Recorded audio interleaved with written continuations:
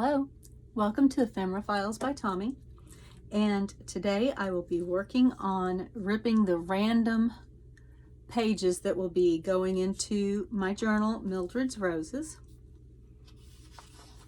And I have a quick tip for you when you are just tearing pages that are like coffee dyed, avocado dyed, random designs, and you know what size your page needs to be.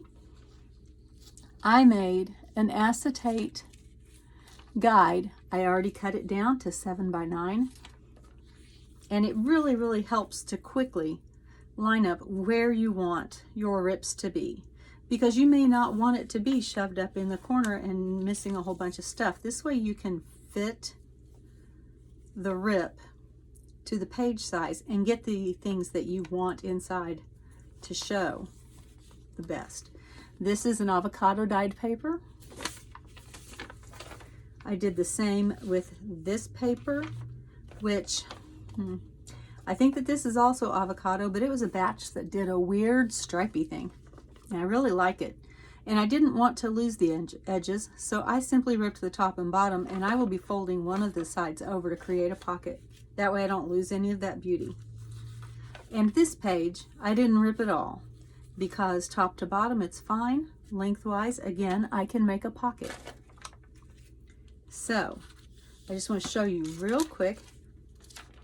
I have some hand-dyed papers, some specialty papers, and other things like that I am going to just quickly rip. And I really like that edge right there on this. So I'm going to line up, but I don't like that line right there. So I'm going to line up below that line. And again, if you saw my video on prepping printed pages, it's pretty much the same technique, except you have a little bit more liberty and a little less fiddling to do to get the words and the print in, because you are in control of this part. The other part is a digital, and with a digital you pretty much have to line things up according to what the digital print is. With these handmade, hand-dyed papers, you don't have to worry so much about all of that. And I know you can't see the acetate very well, but you can also see how quick it is for me to line it up and see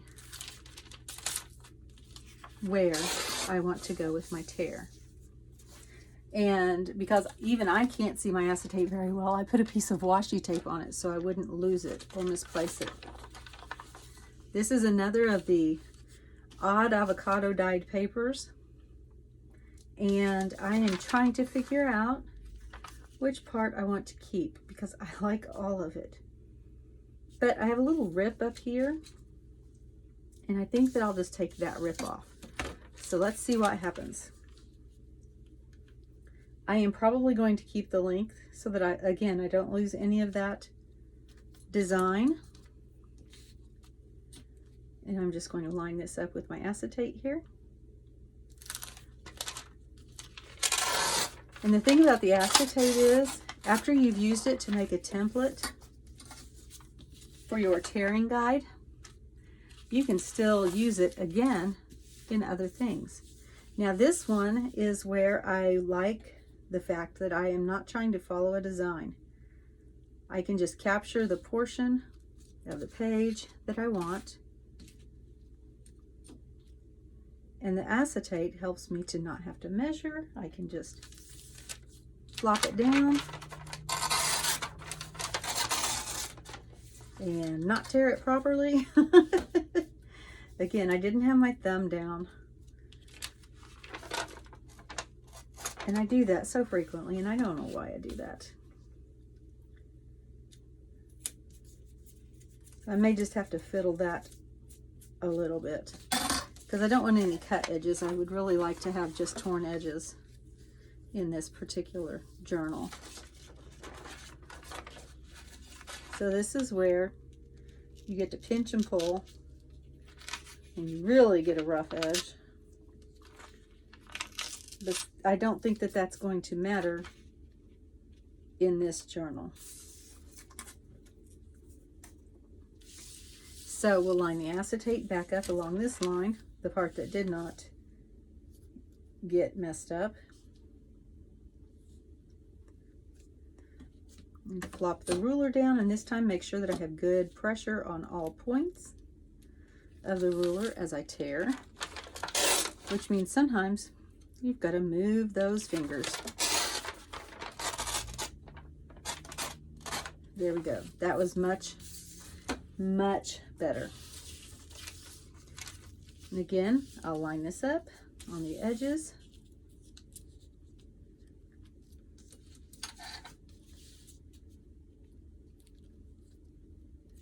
Get my ruler in place. And you can see that this is totally not on the square of the original design. I'm able to capture the parts that I want and get rid of the parts that I don't want quickly and easily, no measuring. So I highly suggest, when you know you're going to have a lot of paper tearing to do, make yourself one of those acetate guides. Now this page, I don't think I have to lose any of it. Whoops. Yes, it's less than 7. It is just over 9. But again, I will, how much over 9 was that? 3/4 of an inch. So I may cut off the ends, but I'm not even going to mess with that one right now.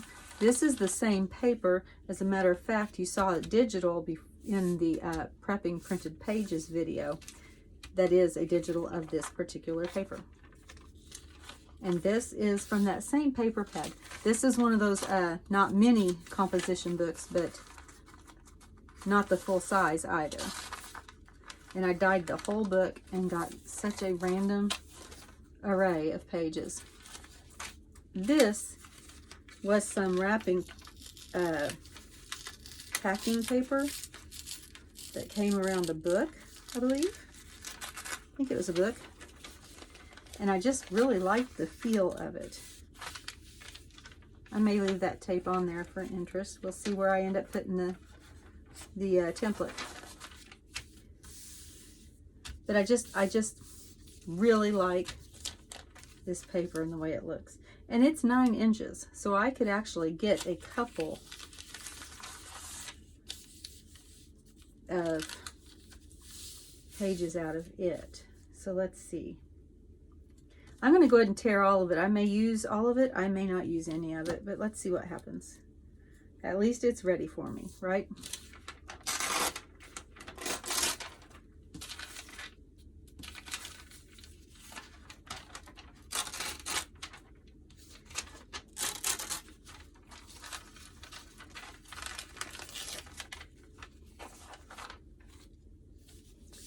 Okay, there's that one.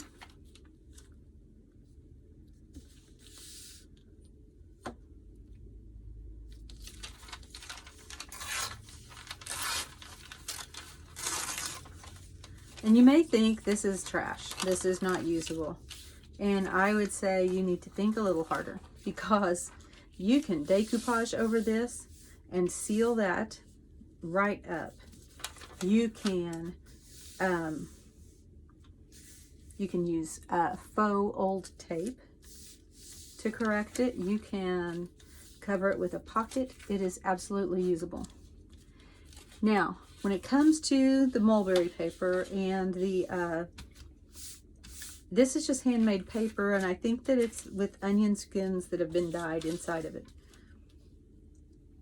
I don't know if it will rip very well, in which case I have a backup plan. So let's go ahead and try this. Get that lined up.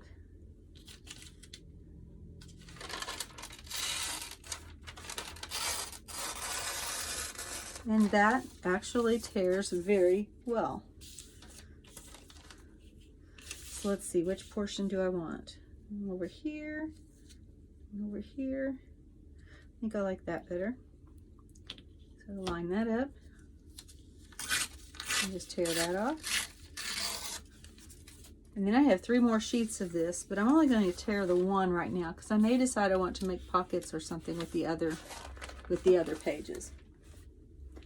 Now this is mulberry paper, and it is different from the paper, the handmade paper that's made with the onion skins in it, in that this actually has fibers in it.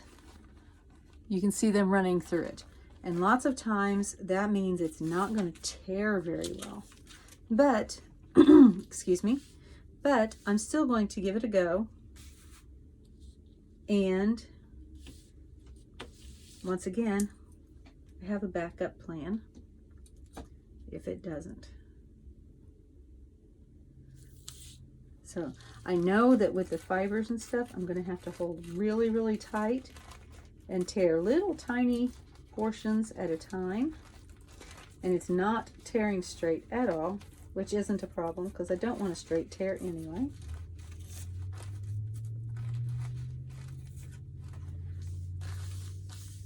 And there we go. You can see the fibers and why that makes it a little bit harder to tear. I kind of like right there, the tear followed that fiber curve. We'll most likely be using that somewhere else. Now, I don't want the straight edges, so I am going to try to tear down this way. And sometimes the direction that you're tearing also has a bearing on whether it's going to tear well or not. See, that direction is not going well at all. So I'm going to grab my water brush. And this is just a brush that has a tube that's attached on the end and a brush, and it just feeds the water down through. I am going to just go right along my ruler and wet the mulberry paper. And I'll go back up again. I'll give it a moment to do its work, if it will work. And we'll see if now it tears a little better.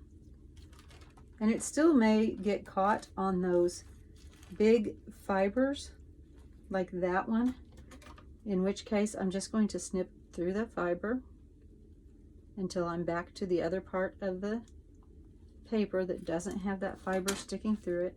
And it's just the big heavy fibers usually that cause the issue. The smaller ones tend to go ahead and tear, but that also gives it a little more interest because your tears are definitely not going to be even. See, I like that a lot. I kind of wish I had done the water on that side, but that's okay. If I decide that I want a different piece, I have some more of this paper. Get that lined up. Again, do the water brush magic.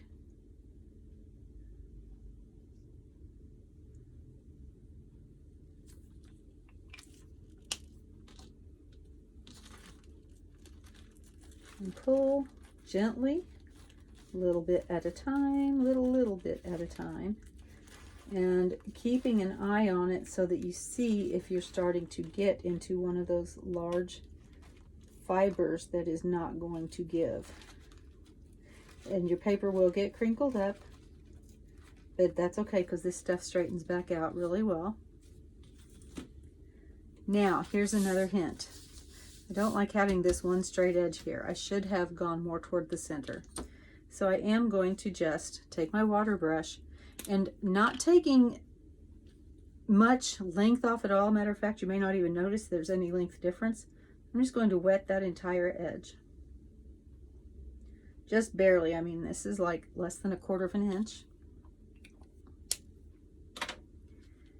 And then I'm just going to come down here and pull.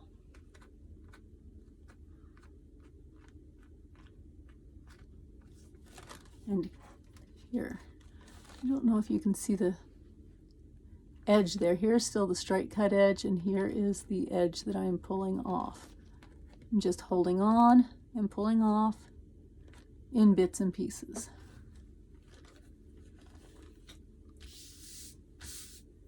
And I really like 3 of these edges, and this one bothers me that I didn't do it the same, but I am willing to work with it. Now, here I have a sheet of vellum, and I've never tried to do the tear ruler on vellum. So guess what? You get to find out with me if it works. First, I have to figure out where I want to try to tear, and this is going to have a straight edge. I can't really get around the edges of the vellum not being straight. I think I'm going to go right here. And so I will place my ruler at this edge. And holding it down, I'm going to pull my acetate out because I put the ruler on top of the acetate, which probably won't work well. Oh, look. Oh, the vellum tears very well. All right. And so now I will put this back on there. Where I had it? Where did I have it? Oh my goodness, Tommy. Oh, it was this way. Yes. And I'm going to take my ruler, once again line it up with the edge of the acetate.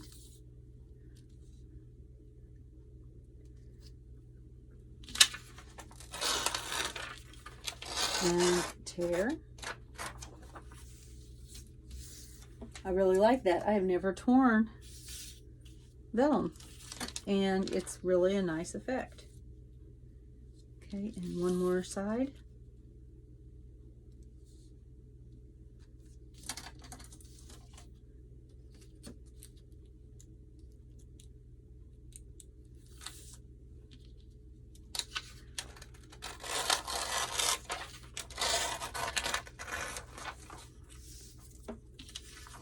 Okay, that makes me happy to know.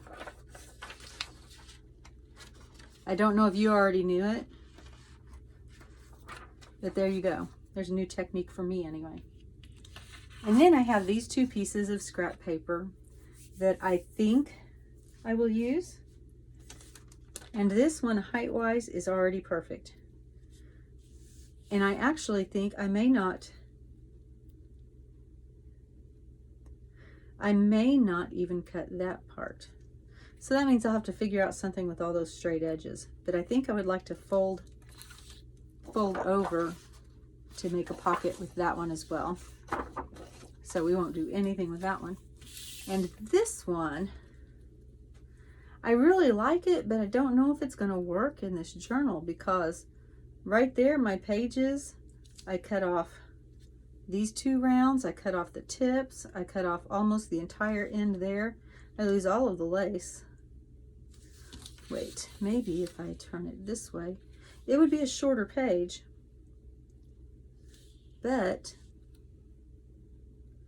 I would still get the lace, and I could make a pocket.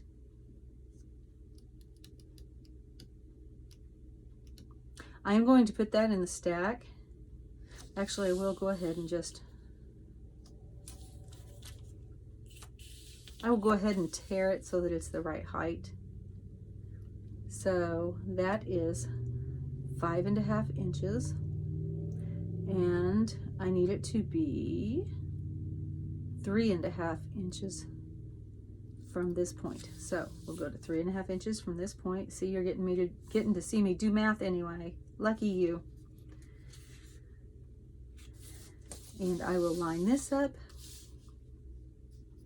and I will go ahead and tear that top edge, and I can deal with the pocket part and the edge parts later on down the line. I will go ahead and fold this to be a pocket so that I don't forget. So there is 7 inches, which is how tall my journal is going to be. And I'll fold that there, come over here, measure down 7, fold that up, get a little crease where the bottom of the ruler is, and then I will complete those 2 lines right across. There we go. And now I can just fold it up. And that sheet is now ready as well. Yep, I like that. I'm glad that crossed my mind. So there is one of my ways, a quick and easy trick to get your pages. If you have to cut pretty much all of your pages or tear pretty much all of your pages, I highly suggest making a template from acetate, because then you can go around and you can see just where you want to adjust your edges instead of trying to kind of go blindly where you want to go. Thank you for joining me today. I really appreciate your visits, and I want to remind you to be kind always. Bye.